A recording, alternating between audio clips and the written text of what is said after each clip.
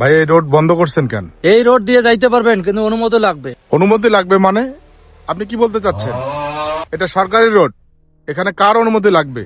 এই road list নেওয়া আছে। এই রোড দিয়ে যাইতে গেলে আপনাদের আমার বসের অনুমতি নিতে হবে। কথাটা কি বুঝতে পেরেছেন? সে বসটা কে? ডাকেন আপনার বসকে। ফাজলামি পাইছেন? ফাজলামের একটা সীমা আছে। দাঁড়ান, আমি বসকে ডাকতেছি।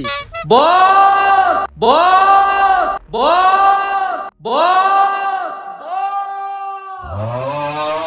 আমার শিষ্য ডাকতেছে মনে হয়। হ্যাঁ, আমার শিষ্য মনে হয় ডাকতেছে।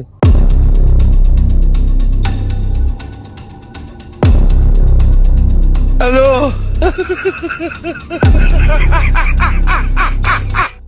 কি সমস্যা হয়েছে তোর? মেলমেলা পাড়া গেলে মেলমেল করতেছিস কেন? বস বস, কি হয়েছে বল। বস, এরা আমার কথা শুনতেছে না।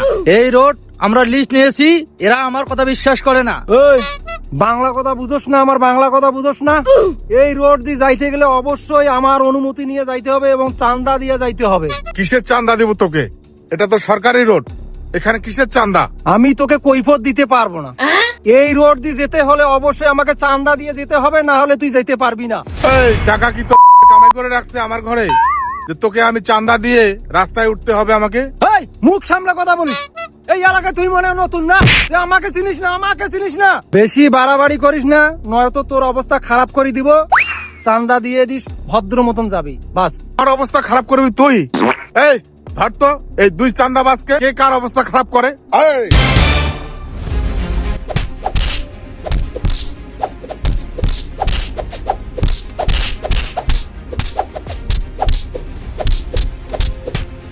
ভাইয়া, ভাইয়া আমাকে মাফ করে দাও ভাইয়া, মুই আর এই কাজ করিম না ভাইয়া।